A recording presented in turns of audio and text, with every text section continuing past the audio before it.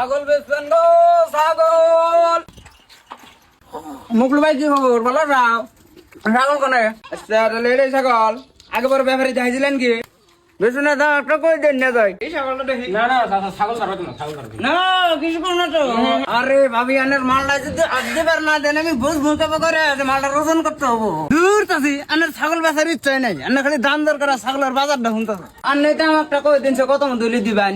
আরে না তো এটা 7,000 টাকার খাসি না তো। সেদিনকে আমি জলিলের বাড়িতে থেকে নিয়ে গেলাম এক খাসি 3,000 টাকা দিয়ে এইটা নি খাসি। আন্নের ডাইরেক্ট 100 টাকা বাড়াই দিমনি জান।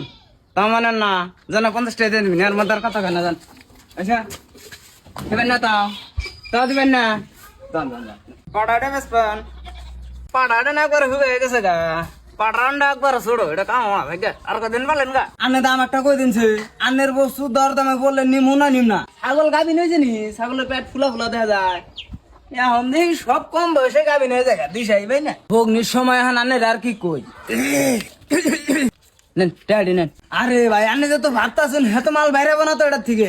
আরে ভাই গুইনা তো দেবেন না আনে নেন নেন নেন নেন নেন আর কি দানা কাছেন দিতেছি খারান নেন 10 টাকা একটা নেন বগনির সময় এই সময় জানি ওইটা মানছেন। ছাগল বেচবেন গো ছাগল।